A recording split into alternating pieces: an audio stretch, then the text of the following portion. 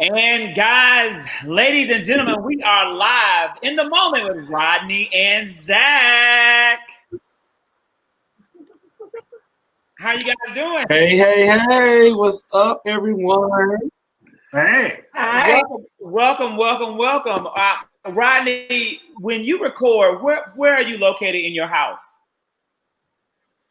I am in my computer room, actually. Okay, so you have like a little studio set, a little computer room. Yes. Welcome. So, Rodney, how has the week been? It's been very trying. There's been a lot going on personally, but I'm not gonna bore y'all with that. But Tell us just one thing, personal thing that's been going on. Family drama, that's enough said. Enough said.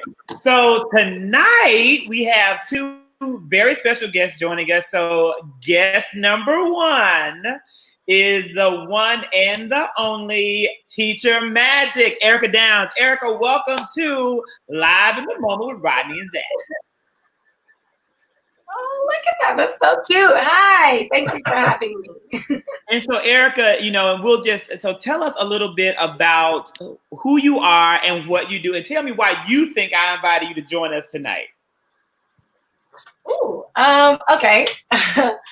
My name is Erica Downs. I also go by Erica Rebel and Teacher Magic.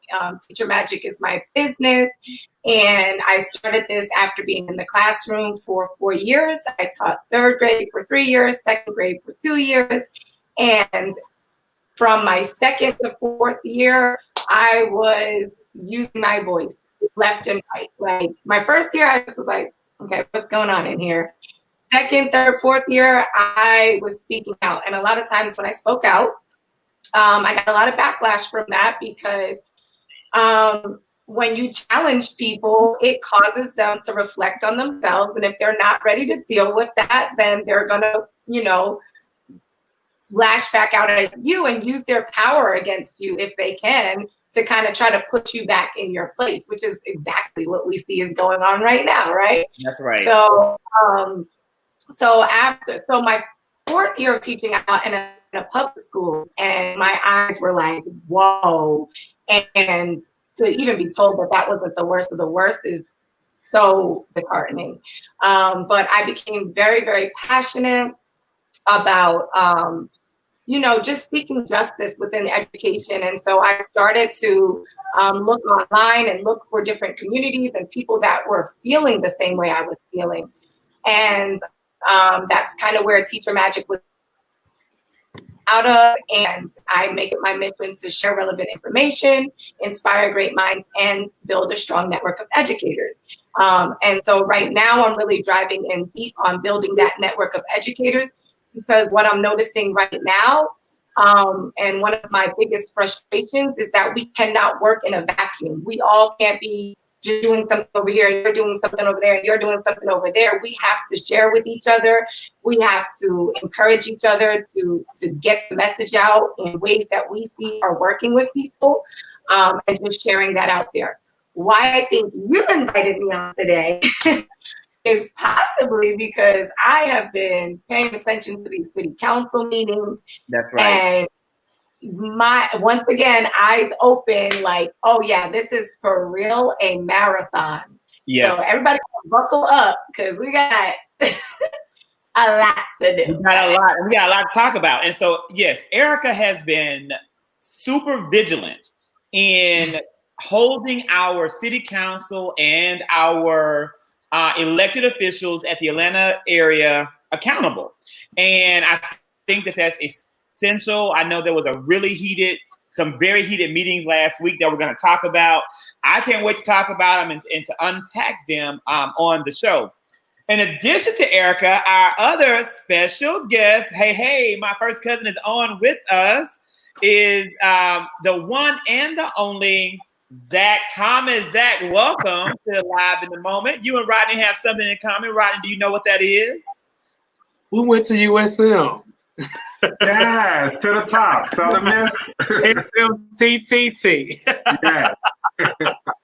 Now, Zach, when did you finish at USM? And Rodney, when were you there?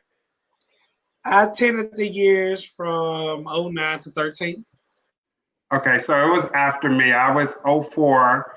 I finished in '04 with my bachelor's in '07 with my master's. And Zach, you were Mr. USM, right? I was Mr. USM. And now you are a diversity inclusion expert in Washington, in the DMV in Washington, D.C. Yes. And this is what I want to ask you to kind of start us off, because it's there's a lot of push right now to give money to the historically Black colleges and universities. And as a attendee at a predominantly white institution who succeeded and did very well there in regards to student life and impact on campus, do you feel as though Black people who did not attend HBCUs should still donate to HBCUs? Great question. So having the opportunity to attend the PWI, of course, where we had a high population of underrepresented students there. Rodney's shaking his head. Some people thought we were HBCUs, but we weren't. Yes. But also having the opportunity to work through higher ed and work at an HBCU as well, Albany State University in Albany, Georgia. I had the opportunity to kind of get a feel of kind of both worlds, not to say as an undergrad or a grad student, but as like a professional at an HBCU, but also an undergrad and a professional at a PWI. And so I think definitely, I think Black people should definitely continue to support those institutions, HBCUs, regardless if you went to them or not, because who knows, your child might go to one, your uncle, your niece, your nephew can still definitely be a product of those. And so why not support the future and also support us? So yes. Erica and Rodney? I wholeheartedly agree. I think we should support HBCU. One thing why I went to PWI, this little share, because it was like cheaper than going to Sorrento Black University. Now, if it was more affordable, I would have went. But I don't believe in paying $40,000, $50,000 for a bachelor's degree. That's just not me. But it's an investment. It's an investment, though. So you have to look at it as that. It is, but now when they want you to have 15 years of experience, that means nothing. What do you think? You know, I definitely have an opinion, so I want to see how far off I am from the group, because I ain't giving them nothing. Oh wow, Erica! Teacher Magic. What do you have to say? So like I said, we're in a marathon here. I know nothing about donating to schools. I don't even donate to my alma mater. Okay, so let's start there. So yeah, I don't really know about donating to HBCUs. I've never attended one, never researched any, but I'm definitely interested in learning more about them at this point. I even saw something that was just discussing as soon as, segregation became legal, they stopped making, and creating HBCUs because we started this whole integration model. So just kind of like looking back into the history of HBCUs is definitely something that I'm more interested in now than I ever was before, because so much stuff is just being unearthed to us. So, but definitely with donating to them, I would want to know specifically, how the funds are being used. I'm big into education, so I want to see those services, and I want to know that these are services that have proof behind them, not just you're hiring somebody because a friend recommended them. Like, I want stuff that is statistically proven to show results within the community. And some growth. You know what? So Takeem said, we have to support HBCUs. I agree with that. You do. You have to support them. I'm glad that people are doing that. Sakia says, yep, I went to two, and she went to both, a historically Black college and an HBCU, and she's supporting where that she attended. And that's kind of my approach to it. I do believe in supporting the institutions that gave to me. So, but I also believe in giving money to where it's needed. Here's my issue with HBCUs. Number one, I saw that round table of HBCU presidents rallied around Donald Trump. And if your president attended that rally, and if your president is still in office, you are undeserving of any dollar. I have to give, period. Number one. Number two, I will prefer to give money to scholarships that go to individuals instead of giving money to universities or colleges that, in my opinion, may do lots of wasteful mismanagement of the funds. But that's just kind of my opinion on that. What do y'all think? No? Zach, what do you think? Zach never. Another reason why I really want to hear. Well, I do have a question for you, Zach, since you are the political guru on here. Is it true that Trump gave more to HBCUs than any other president in the United States? No, it's not true, and I can't tell you who's given more, but I would definitely say that you have first off, you have back when, for me, you and Zach being natives of Mississippi, when you had Reconstruction and you had 2 Black men from Mississippi in the United States Senate, and you had land grant institutions like Alcorn State being given their creation, that was more in terms of helping, because you literally gave the funding to create historically Black colleges. So that is absolutely another one of President Trump's falsehoods. He did increase funding for historically Black college universities compared to what they once were, but he took that money from other programs that benefited minorities in the United States. So I can't say I would have to, no, I'm not, liar. Here's the thing. You cannot just throw money at problems either. Like, I remember when this really first started happening, and I remember Beyonce came out and donated like $1 million or something. And people had an issue with me having an issue with that, but it's like, where is that $1 million going? How is it being used? All the money that has been collected by Black Lives Matter or whomever else, because there's multiple organizations out here. How is that money being used? Like, and I shouldn't have to go look on your website to find the breakdown. Like, it should be clear and evident how that money is being used in the community. And I'm not just talking about those but I'm talking about everything. You cannot just throw money at a problem. Like, we have to get to the root of it, which hopefully I think I'll now. Yeah. Takeem, I want you to explain just briefly for us in the comments, like, what do you mean, Zach? So what now? I know you were going to say something before. Yeah. Well, I know Takeem, and he works at an HBCU. He's actually a dean of students at Johnson C. Smith. Well, he's going to explain. Yes, but to your point, a lot of the times you don't know until the annual report come out where that money goes. And a lot of these institutions put money into those endowments so they can maintain and have the scholarships. I think the issue that I have with a lot of people now with everything that's going on, giving to these schools, is that it's not just 3 HBCUs out there. It's not just Morehouse, Spelman, and Howard. It's more than that. And so when you do that, you need to research about the organizations that really, truly need that funding to kind of provide for the students and the faculty and staff and the research that they need to do to those institutions. Because oftentimes we're only looking at the 3 institutions, and there are more than that. That's my take, Zach. You know, we've had conversations about it. Zach, you know, Erica and Rodney, Zach and I have talked about this previously, and the argument I make is those 3 institutions, Morehouse, Spelman, and Howard, they do a better job of branding themselves and branding their work and branding. That's not true for FAMU. You have what's that school in Mississippi right by Jackson State? Tougaloo. My niece went there. Have cousins went to other 54 historically Black colleges, universities in the United States. But my argument is not every single one of those universities is doing a good job of telling their story and putting out to the world what they do to say that they are worthy of. I don't agree with that, because I really wasn't in Morehouse until I moved to Atlanta, to be honest with you. Now, I didn't hear about Howard a lot. Now, that was a well-known talk about school where I'm from, but Spelman and Morehouse is like.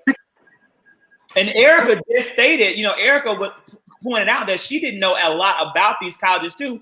The universities have to do a better job of telling their story in order to garner greater philanthropic interest. Adrian Jones doesn't agree. Those 3 schools negotiate the deals. It's not. Adrian, I appreciate it. Adrian is going to join us for our book club discussion of how to be an anti-racist. So I appreciate it. I'm not, you know, a lot of people ain't going to agree. We are going to go, Erica, I want you to kind of frame for us just a little bit the discussions that we had last week, and the things that you're posting about defunding the police and how our city responded. Okay, so first of all, how I even got into this, I just keep hearing like, you gotta do the work, you gotta do the work. And I'm over here scrambling like, what is the work? What am I supposed to be doing? I'm so confused. Like, you know, I just felt like I just can't just keep posting. Like I have to do something. And I'm not even sure how it came across me. You know, I'm just attracting things right now. But I decided to hop on there.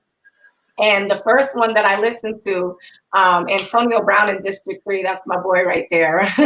You don't know it. I mean, you might know it, but that's my boy. And he's like your friend in your mind, where you like relate to him and you love him. Yes, he's definitely my friend in my head. I don't know how old he is, but he's very young, and he is using his voice. He is speaking out, and when I first heard it, I was like, oh my gosh, we got to get behind this man, because it's like, you can't be a one-person army. Like, you just cannot be. And so, and obviously he has people behind him, but I'm just saying, like, he needs more people knowing behind him. So in that meeting, he pretty much called out Keisha for not doing what needs to be done in this time. Just not acting quickly enough, you know, not putting, I don't know how the laws work, but not putting things into place that would stop them immediately. I'm not, with whatever power that she holds or whatever. And so, you know, he's been out there, he's been actually at the protest and all of that, and just saying that, you know, she's kind of very disconnected from the community and from what the community is really asking, and also saying that the rest of the council is also somewhat disconnected for them. In fact, he had actually said that all of them are responsible for this blood that's on these officers' hands. They're all responsible, because legislation could have been passed previously that would have prevented this. Rashad Brooks is not the first person that this has happened to in Atlanta or whatever. So, you know, that was basically the first call, and I was amped. I was like, okay, this is what people have been talking about with these local elections. Okay, I'm in here now, I'm paying attention. Second call, I just listened out. He came prepared. He had his proposal in place, and every time that somebody went against something, he was ready to come back and say, okay, I'd like to amend it to do this. He's listening to everybody's voices. He's not getting caught up on the language in it. He's just trying to say, listen, we need to reevaluate how public safety is happening within Atlanta. It's not effective. And so basically that call started talking about the budget, in which Jennifer Ide, I don't know what district she's in, but she was having issues with even getting the numbers for the budget. How is the money being broken down? So they have this $217 million budget. Hold on 1 second, I'm sorry.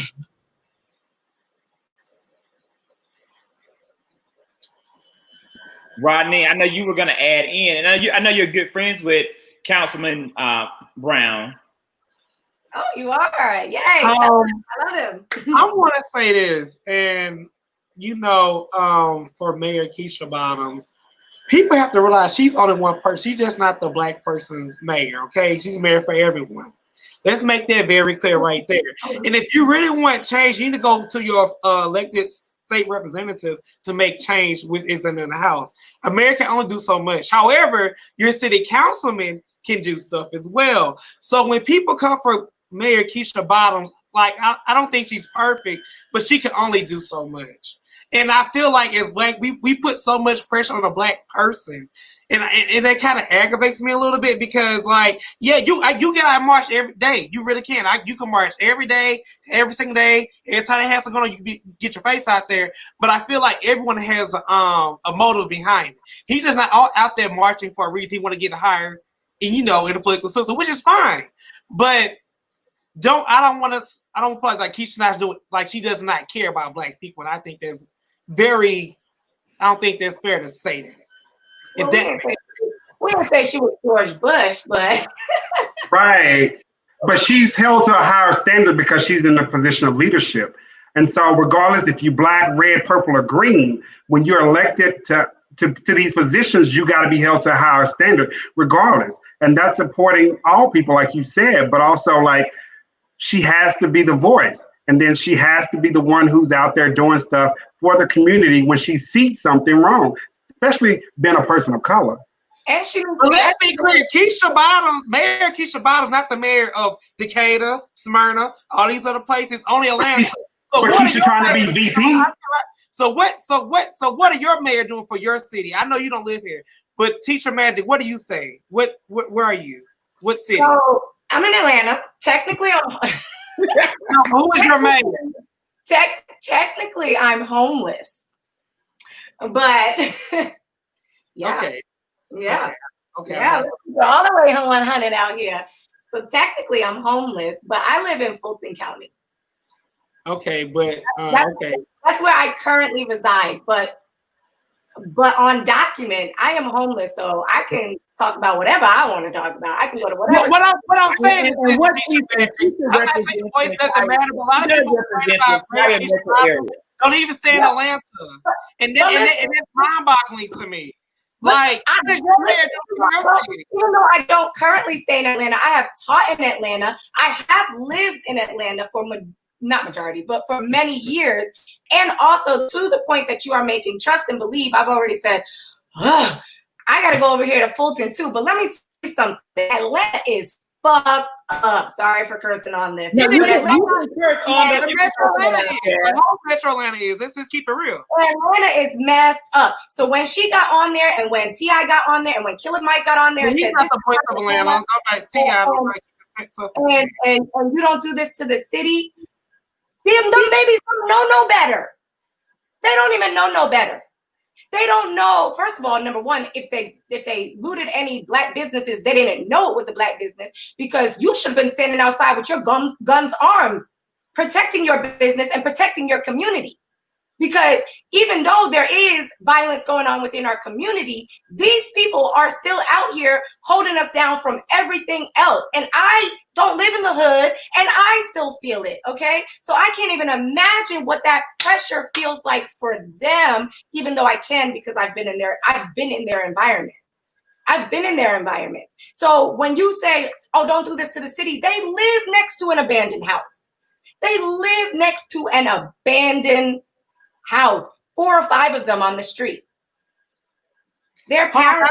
I'm really quick for my people on my live. Can you guys please go to Zachary page, because he cannot see the comments, and I really can't see what's going. I can't repeat it because they jump. It's jumping over here. So please go to Zachary live for your comments to be seen.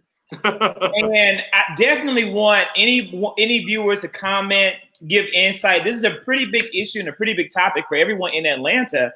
In that, number one, the city did approve on late last week the new budget. They did not cut police funding at all. The full amount went through. So there was the defund the police movement has failed in Atlanta.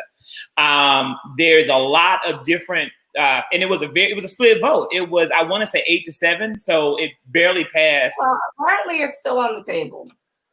The budget was approved. The budget it was approved. Well, the budget was approved because the 217 million. Oh, they real quickly figured out how they were going to account for all of that. So I have all them numbers right here. But what they're trying to do is hold some of that money so that they can hold them accountable for doing the training, for getting out in the community, for not killing people when they're running away or choking them out. Or they want to hold that money because it's going to hold them as an accountable. They did get a $500 bonus, but that was from like the union or whatever. What was that from? I think it was budgeted in. No, I don't think that's from the budget. I know it was originally, so at the beginning of the year, Mayor Bottoms was emphasizing the pay raise because her and former Chief Shields were fighting and advocating for maintaining a competitiveness in our police department because we were losing a lot of police officers to suburbs. And that is my fear. I think that we're making it very difficult for police officers in Atlanta to stay in Atlanta when they have so many options. Our police officers don't have to work in the city. They can go over to Brookhaven when they drive Teslas. they can go over to DeKalb County where they have these big, massive, beautiful SUVs with half of the violent incidents and crimes that we have in the inner city. And I think that's something to think about. And I think that was a part of Mayor Bottoms' a part of her dilemma and what she had to do. At the same time, she did, I think, a very quick, deliberative, swift action to take action in what happened with the killing of Rayshard Brooks. Very quick, you know, I posted on my Facebook yesterday that on Saturday, finally, the officer who shot and killed Breonna Taylor while she slept in her home was finally relieved of duty. It took them 3 months to let this man go after killing an innocent woman in her home from a faulty no-knock warrant that they were completely wrong in. That mayor, that police chief, still there. Our police chief, gone. Our mayor, completely torn apart in the press. And Rayshard Brooks, unfortunately, was murdered on Friday. By Saturday, he was suspended, and our mayor made a comment and was on public television talking about it. The following week, those 2 officers involved were arrested. One of them with felony murder charges. Personally, it couldn't have been handled any better, in my opinion, than what it was handled, especially when you compare case to case. Just because Mayor Bottoms is Black doesn't mean, in my opinion, Zach, that she is going to be the voice of Black Atlanta. She, like what Rodney says, in my opinion, has to be the voice of all of Atlanta, especially when she almost didn't win re-election or didn't win the election. If you get a white person in there, I bet you don't give a damn about our Black selves. So I feel like what we need to do is have a conversation. I feel like you should have a voice and voice your opinion, but don't be down somebody who in there that look like us. Because clearly she's for us. She just can't do everything by herself. And I feel like we just put a lot of pressure on that one person. Thank you, Rose. And then James said, finally, as it like your James, it was only 2 days. Like it was just like less than a week. But for a lot of people, it wasn't as fast as what they wanted it to be. And right, because it could have been handled better and not happened. So I think that's what we need to go back to. How are we training the police officers? And what are things that you're doing now?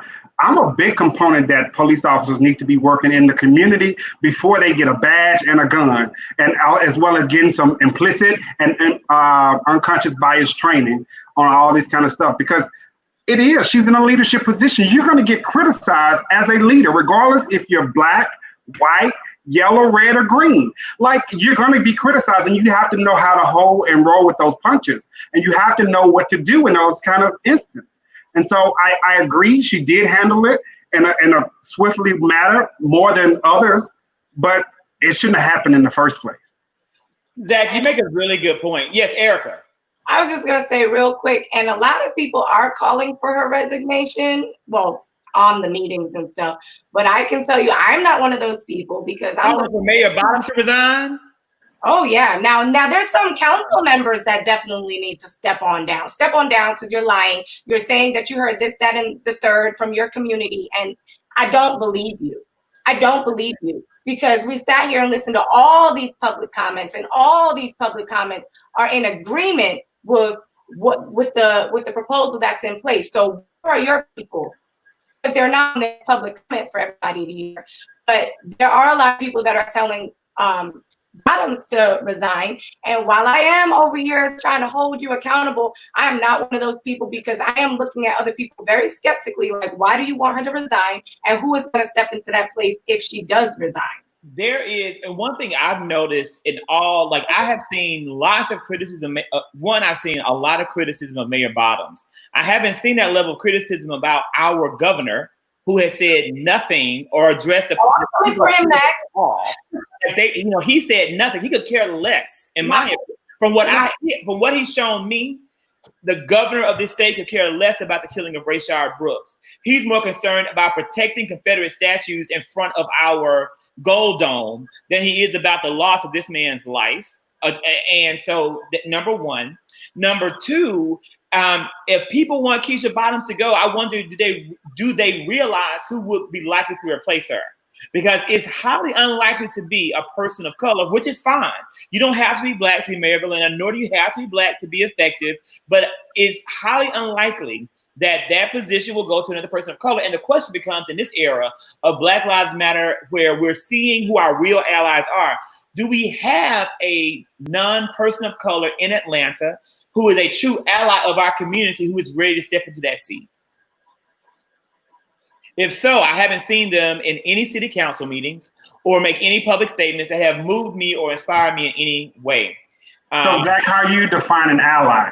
Because there's a lot of definitions out there for allyship, and so some are performative. You explain it to me, because you give me your two definitions, and then I'll tell you if anybody fits either one.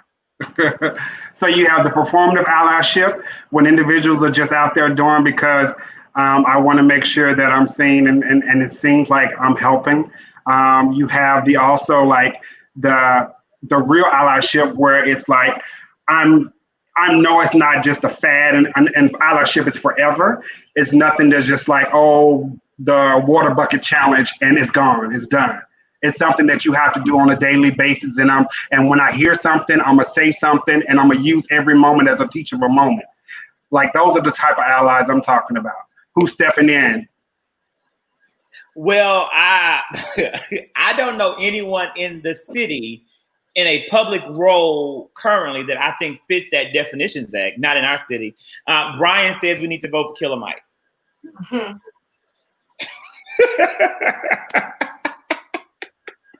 Brian, figure out, are we getting a write-in candidate though? We might need to write in Killer Mike.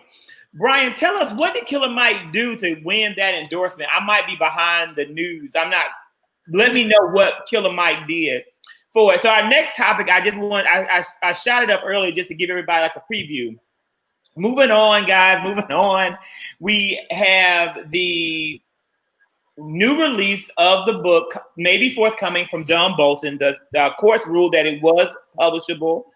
That reveals several things about President Trump and his administration. There's been a lot of talk and I'm not drunk, James.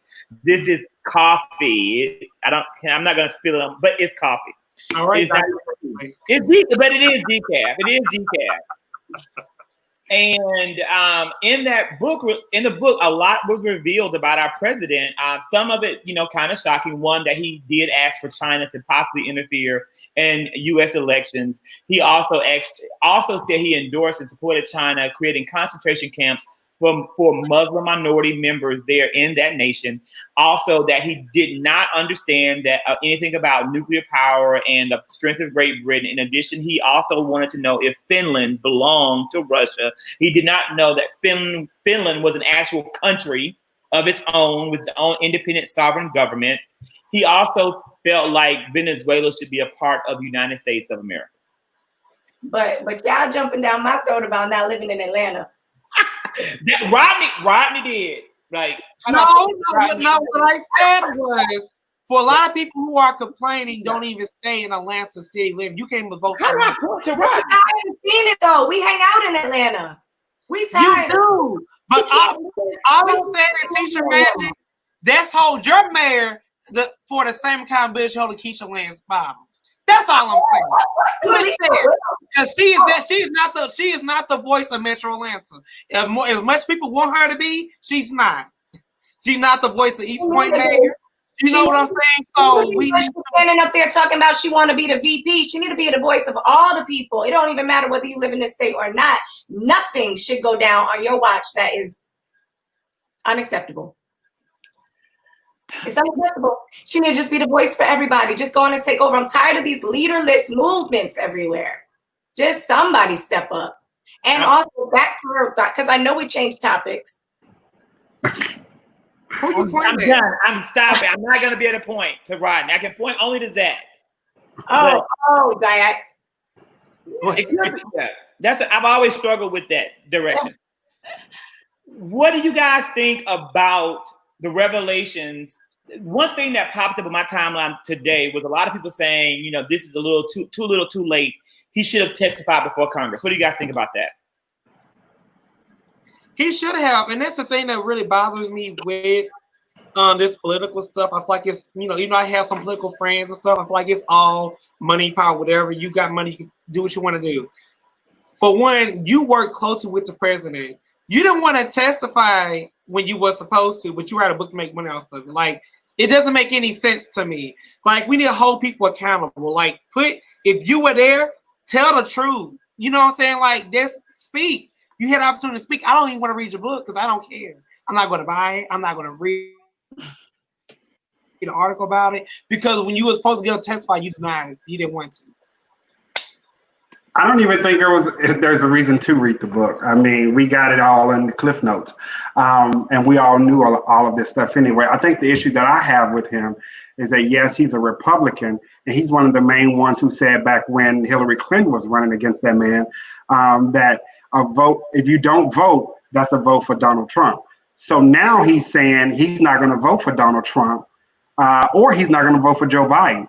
So what's the difference? That's a vote for Donald Trump if you don't.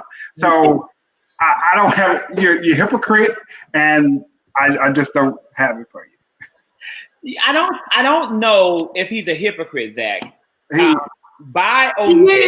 probably got fired. Now he want to tell on everybody. This is all about money. This is about money. That's why he's saying all this stuff now, because he's trying to sell a book. I agree with you, but let me say this. John Bolton, wait. Yeah. You're pointing at Zach. Point at me. Wait, let me see. Point at me. Tell me if you can do it. There you go. I got you. Those are good skills. Let me say this. And let me explain, kind of also, going back to what Zakiya is saying. Number one, John Bolton is a lifelong Republican conservative and a true Republican loyalist. He was a part of the Reagan administration, Bush administration before George Trump administration. He does not want to see a Democrat in the White House, but he also doesn't want to see Donald Trump in the White House. To me, it is appropriate for him to actually not vote for either one because he is not wanting to see a Democrat get it. So I brought this up to a good friend of mine, and she said, well, why are you angry when Black people don't vote? This is why I'm angry when Black people don't vote. See, what Donald Trump is doing may not be against John Bolton's best interest. As a Republican white male in America, Donald Trump probably will not hurt him if he's reelected. But for every single person of color in this country, or every person who is a member of any marginalized group, whether it's the LGBTQIA plus community, or if you are a female, Donald Trump is going to hurt. His reelection is going to hurt you. So why are you making an assumption that all marginalized people are going to vote for a Democrat? Let me say this: that so many marginalized people have no awareness that they're marginalized. So many marginalized people also don't understand what's even in their best interest. So I don't believe that. I go back and forth on Facebook every single day, all throughout the day, with Black men who tell me that they're either not going to vote or they're voting for Donald Trump. I wanted to have one of them join us tonight, but they declined because they're afraid of the backlash. And I promised I was going to be in my best behavior. I mean, my best. I even prayed about it. And the reason why he's writing, why can't this other person that didn't come just walk in their truth though? What are you afraid of? That's my thing too. And let me just address this with people who think like him. I feel like if you feel the way you feel, let the people know who are buying your product. And this is not directed at him. This is for anyone. When you are asking money from people to support your business, I feel like it is the right of people to know how you truly feel about certain topics and issues. Because if you feel something way outlandish, I'm not going to support you. You know what I'm saying? So this is a whole nother topic, but I hate that he's not here. Right. And you know what, Eric? After Doja Cat is canceled, party happened on Twitter. You guys hear that back? That echo? It went away. Okay, it went away. I went to go to find out, more about this whole entire race play group that she was a part of online, where they were calling her the N-word, and And I found out this is a whole movement in the world. Like, people are turned on by this level of subservient patriarchy. This is like a fetish and it's a kink. And I was shocked. I was stunned. I was appalled. I felt like Nene, like, oh no, not a white refrigerator. I was just shocked. And I mean, literally like a white refrigerator. Like that, yeah, like for real. So very unfortunate. And it's a real thing out there in the world. So, and I think that the racial hurt and the deep damage done to some people, it runs deep. And I think that's what Dame is saying when he says they want that patriarchy. Yep, Sakia, some Black people are saying that Donald Trump is better for the economy than anybody else. And he is going to be the candidate, although we are living through the worst economic situation since the Great Depression. Yes, granted, COVID-19 is a part of it. But think about this, to any of my Black Republicans watching, I doubt that you are. COVID-19, a big part of that can be laid at the feet of Donald Trump. Had Donald Trump told America the gravity of what was happening with COVID-19 in January, our hospitals could have prepared. If Donald Trump would have told America about the gravity of COVID-19 in January, as opposed to saying it was a hoax, our businesses could have prepared. We all could have braced ourselves. We could have started to cut spending. We could have started preparing to telework from home earlier and could have gotten a 2-month jump on the inevitable shutdown, but we didn't, because our president said it was a hoax. As a result, we are now in financial decline. Some businesses are in economic ruin because of these actions. To me, that is a level of neglect that we cannot forgive as an American people.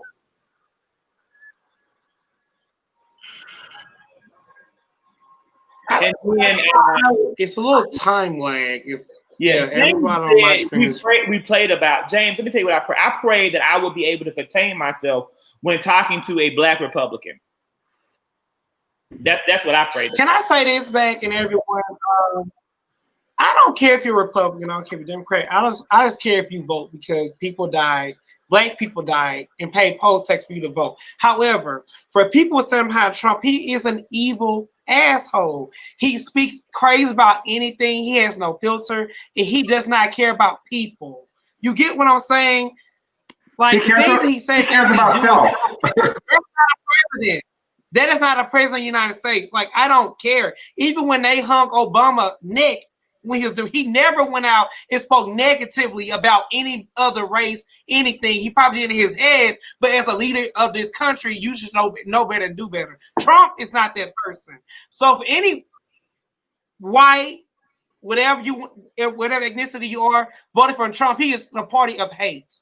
He is a hatred individual. Yeah. And I say that's how you are in your mind. And for Black people, you are a coon, because you want to talk about Black people, call them all this thing, call them ghetto, but you want their dollars. Bye. So, but Rodney, is it fair for us to call anyone a coon, an Uncle Tom, uncle? Is that appropriate? Rodney, what do you think? And also, Zach, I mean, you work in diversity. What do you think about that concept? He said you a coon. No, I totally disagree. And I tell you, that's why I enjoy talking to somebody who thinks differently than I do. And I guess that's the diversity and inclusion mindset that I have, because I think we can all learn from some aspect. Because me being an independent, like, yeah, I'm more geared towards Democratic ideals than Republican. But I still can learn and understand, why do you think that way? Like, what can you bring to the table? Why do you think that way? And let me tell you why I think this way. And so maybe we can have an intelligent conversation, and you don't know, like real Christians, people who don't believe in God. I mean, you still got out there trying to save souls. So you have to talk to people and understand where they're coming from, because that's diversity, that's inclusion. If we all think they're like, then what the world will look like. What do you think, Erica? I think a lot of people are lost. I think a lot of people are very, very lost. I love to hold conversations with people that think differently as me as well. But I have used the word coon. I cannot say that I have not. Yes, and this is just as of recently, like, before I can't stand Davis. Now you are freaking coon. Because if you have not woken up at this point, your slave master, what Killer Mike Wanadang say, kill your masters, is still inside your brain. And you will not open it at all. Did you hear that, Brian? Killer Mike quote. So here's a question. This is a real question. Who on the line right now has ever called somebody a coon? Okay. I'm just saying. I'm not saying it's right. I want to. Boy, Rodney, how you do it? He lying. I don't know if he had. I have never heard. Zach does a really good job of not saying offensive things about groups of people. I will say that, but I will say that just as past, I was watching on television. Y'all want to know what I was watching on TV Saturday night? Y'all want to see? I'm gonna show y'all. Right there. I was watching this, and I was watching this on TV on Saturday night, and Chauncey wanted to know what did I think about Diamond and Silk and their choo-choo train. I was watching it live, and I was having a great time. I was like, what a great night to be quarantined. Because I am. I mean, I'm still practicing, coronavirus for safety because I want to live. Unlike most of the people that attended this rally in Tulsa. And I thought it was hilarious. I really did. And I saw the group of Herman Cain, and maybe it was his family, and maybe, I don't know who they were, but I literally said, look at those. It's like a word for raccoons, but short. I did. I said it. So, I mean, I did. I do not know if I feel good about it now. I feel a little bit shamed because Zach said I should. Well, listen, God said we can take nigga to the new world, but we can't take coon with us, okay? We can't take the curse words with us. But we ain't in the new world yet. We're not there yet. We're not there.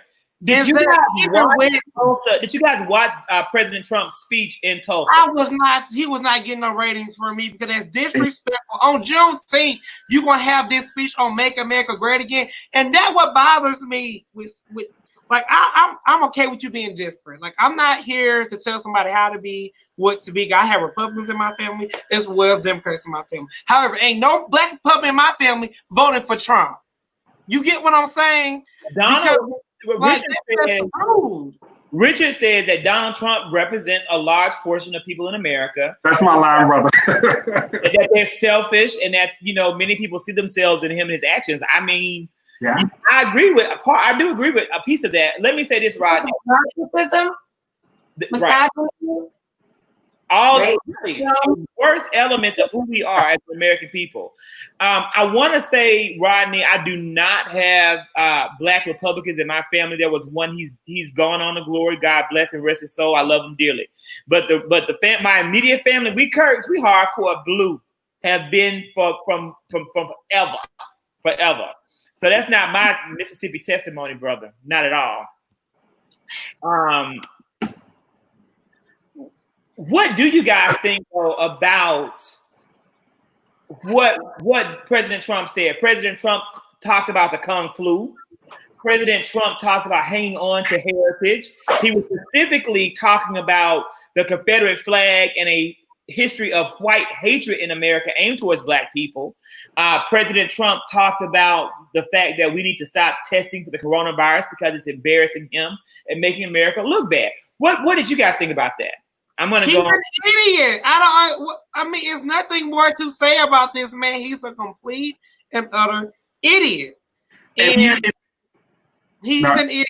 And this is how I feel. I'm gonna let y'all talk about it. I get angry when I talk about Trump, so let me just shut my mouth. He's an idiot. That's all I gotta say. No, if you listen to everything you just said, Zach, it was about him. And I think that's the piece people need to understand.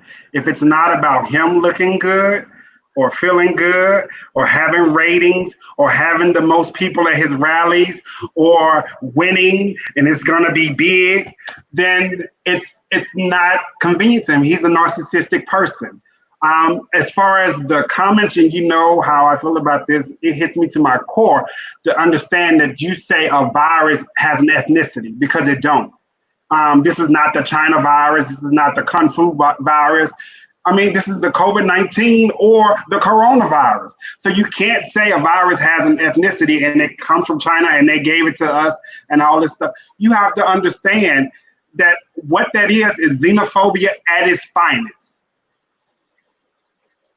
And that's putting people against people. He's wrong. He's wrong. But I have heard that same stereotype in the Black community as well. They're calling it the Chinese virus, and they don't want to eat Chinese food. And I'm like, these white people giving it to us, though.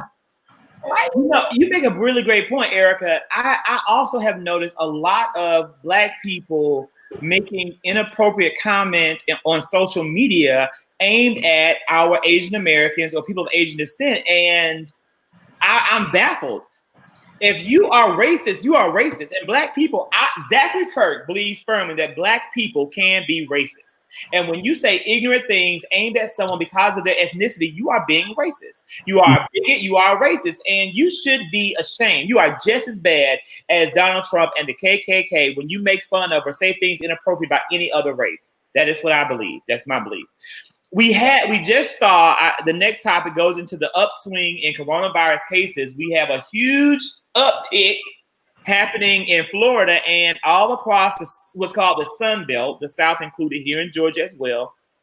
Do you feel as though our leaders are now ignoring the pandemic at the risk of lives, particularly Black lives? Well, you know what? In the words of my grandma, money talk, asses walk.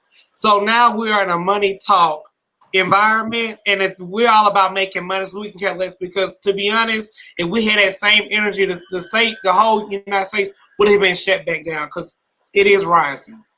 Rodney, should we shut back down? I believe we should. This is what I believe. I believe you are grown. Every person on here is going to make their own life choices. If you go outside without a mask, if you go places and wash your hands, you do all this, that's on you. You get what I'm saying?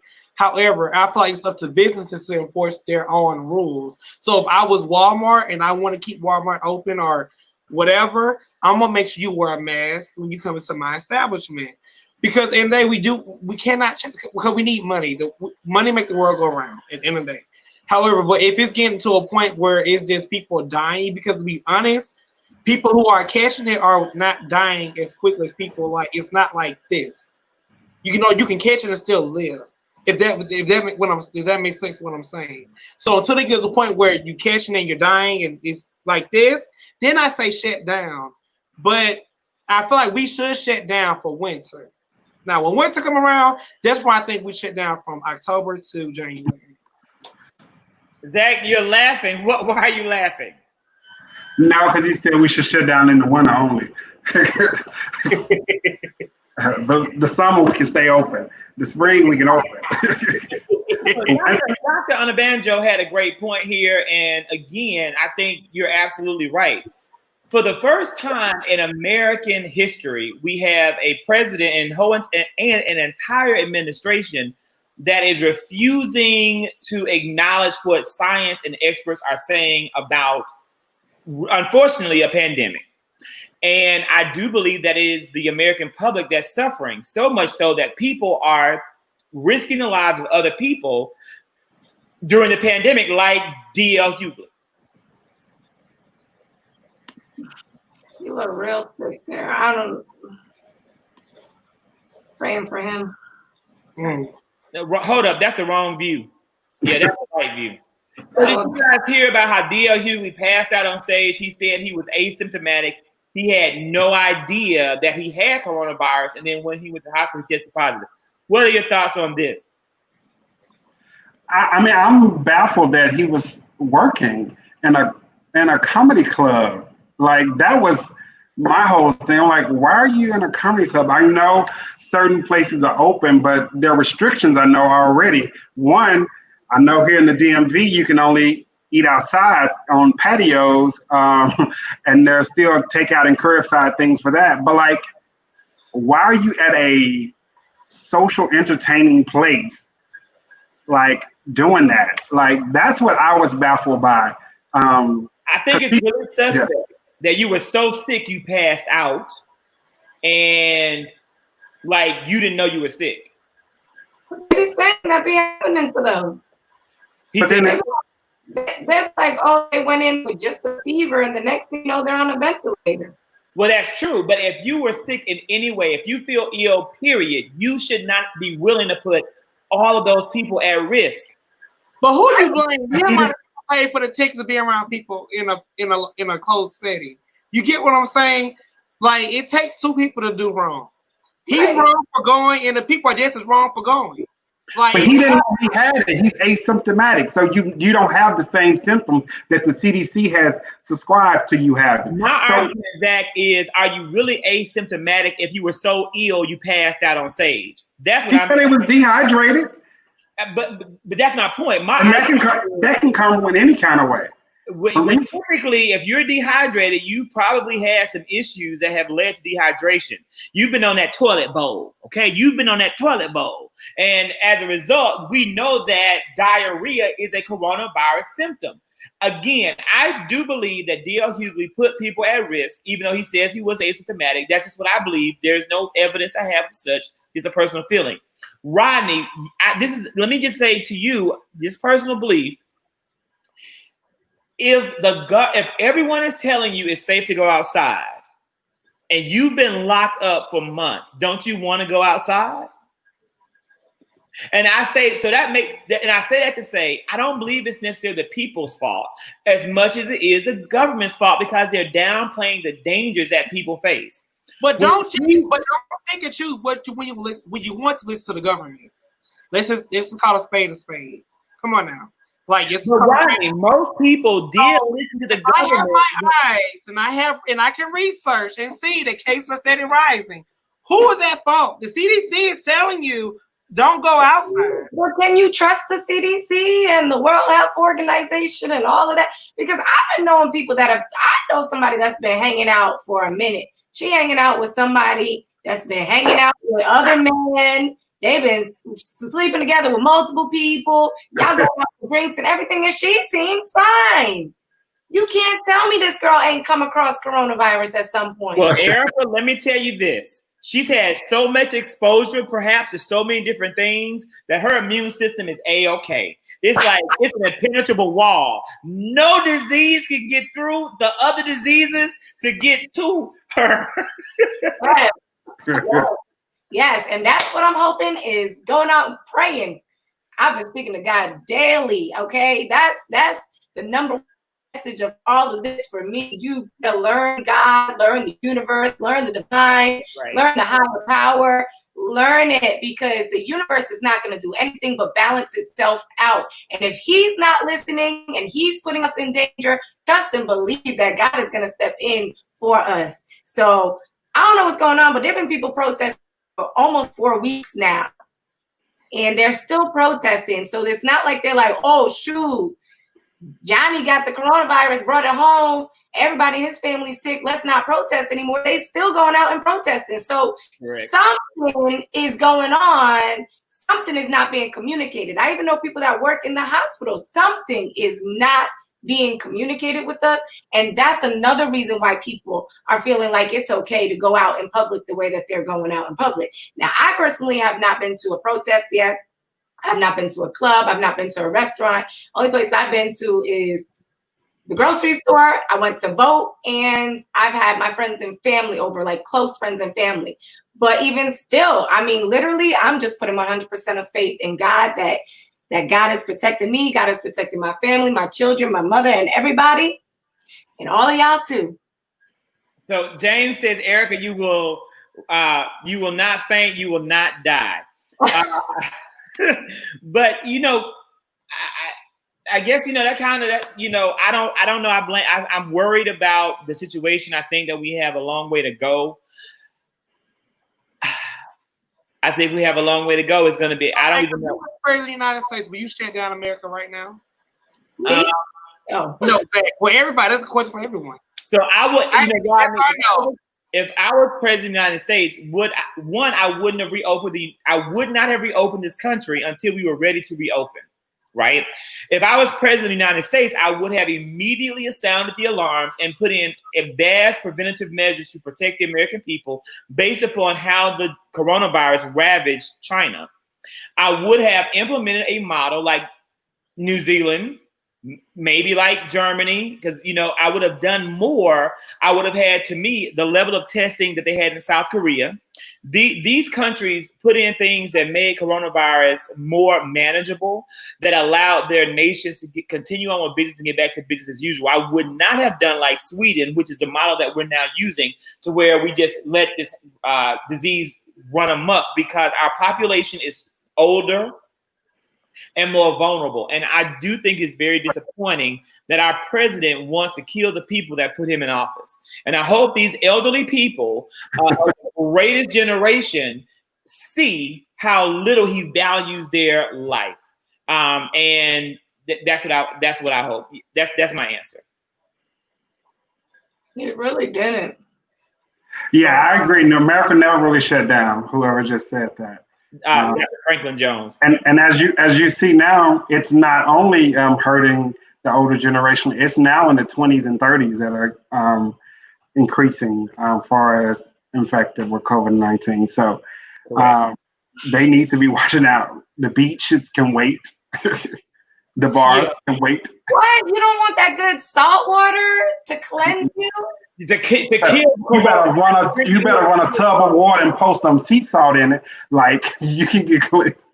Gargle your throat with salt water. That's what we did. Right. Growing up. Gargle your throat with salt water. Exactly. Gargle that throat. Keep your mind, body, and spirit clean. You know what? But guys, and this is the danger in that. So you're right. You have a high number of young people getting infected. You have fewer hospitalizations because, as James said, a lot of the young people are not having to go into the hospital with COVID-19, but they're bringing it home to their elderly grandparents and parents, and they're bringing it home to their children. And we don't know about what happens to these children once they get coronavirus. Many of them do overcome it, many we think, but you have all these other boomerang diseases or instances of boomeranging that now we're finding out about, and it's really, really scary. And I just don't think that it's worth it. And I think it's very selfish for people to put the lives of other people at risk for their own personal pleasure and enjoyment. I think one piece of data that a lot of pieces of data that I want to see is, one, how many people are getting tested. Two, how many people are recovering from this, because they're only showing really deaths and infections, as well as because there are some differential pieces there. So if you have 500,000 getting tested and only 300 are getting infected, like, that shows a different mindset of this. It's out there and it exists, but some people still need to see that data as well. I agree. So, guys, let's go through, as we get ready to wrap up, one topic from each person that you wanted to talk about that we haven't talked about. Well, I think for me is the issue in Baton Rouge that went viral this week with the guy going off on Connie. Connie is a school board person, and they were voting to rename Robert E. Lee High School in Baton Rouge. And Connie was on her laptop shopping, and he called Connie out and showed the picture and told Connie, "You don't care nothing about us," and was going off. And she got up and walked out and had to come back. Still hadn't resigned.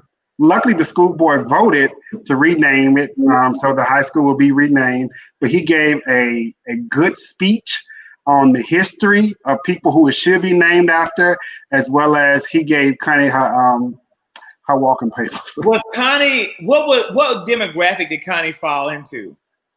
As far as being a white Republican woman? Was Connie an older white woman? She was probably middle age. And how did he know Connie was online shopping? The power of this. Somebody took a picture, sent it to him when he got up to talk, and he showed it to her. Connie, we got a picture right here of you. And then they actually showed up. I hope people go see it. I think I haven't seen it, but now I'm going to go and see it to see what Connie said. Erica, Ryan, did you guys see Connie in action? Oh, yes. Yes, it was good. It was good. I was like, oh, I can't wait till America opens up. I can go out and scream at people. I love to do that. I did not see that, so I have to. I'm gonna have to look for it. Mm-hmm. Next time. I'm interested and concerned in finding out more about these boys, these men that have been hung all over.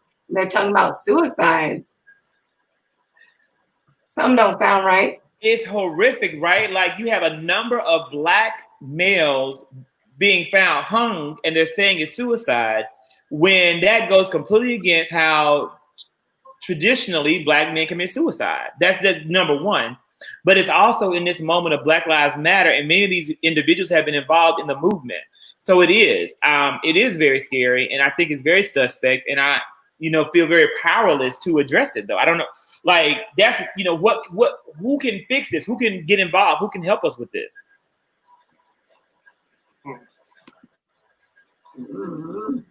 I have no idea. I'm still in the very beginning, infantile stages of learning who can help me here. Rodney, a last topic for the table. Well, I want to say I am proud of the Gulfport, Mississippi for taking down the Confederate flag in all public buildings that are ran by the government. I was shocked that it passed, to be honest with you. So I want to say kudos to Gulfport, Mississippi on that, because that really warmed my heart to see that we have some type of hope. It is, Rodney. I'm proud of I'm proud of them as well. I will say that there was a proposal. So Mississippi came together, the state elected officials came together in their state house and state representatives, and they said, we will solve this problem by having two flags. Mississippi will have two flags.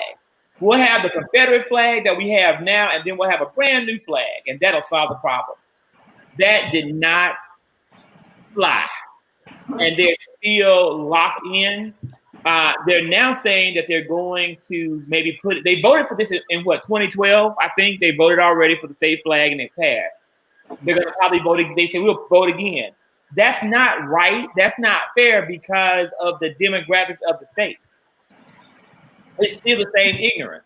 The majority of people are going to vote based upon what they feel. And that's not fair.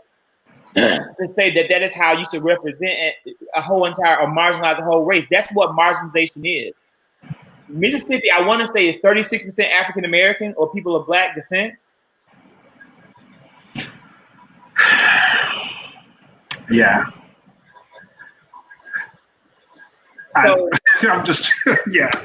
Hopefully, they're going to move forward into the 20th century, not even 21st. And we can all hope. We can only hope, Zach, from Mississippi. And finally put down that racist, ignorant flag. I will say that my alma mater, Mississippi State University, has been supporting changing the flag for a long time. And they release statements about it on a continuous basis. I will also post that.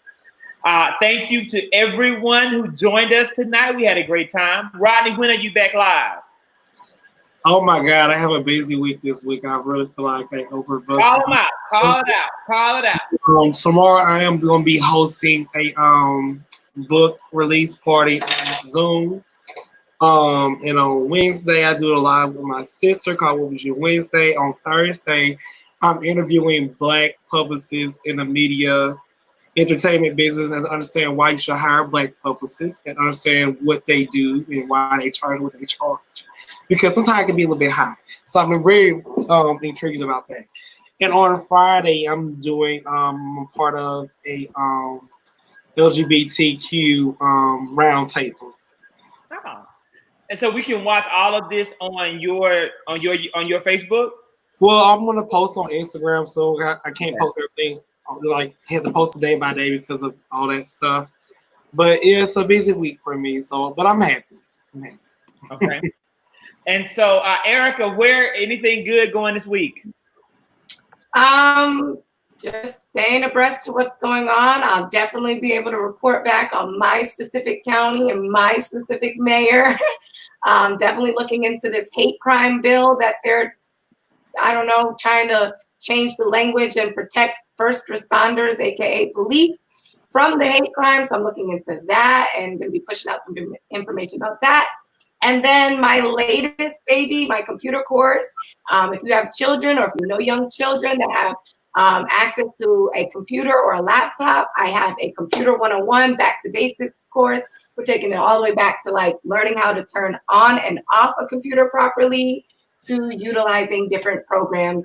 And even if you don't have a child, you can sponsor a child for $50 off. And I'll be getting that to a child here in the Atlanta Public Schools District.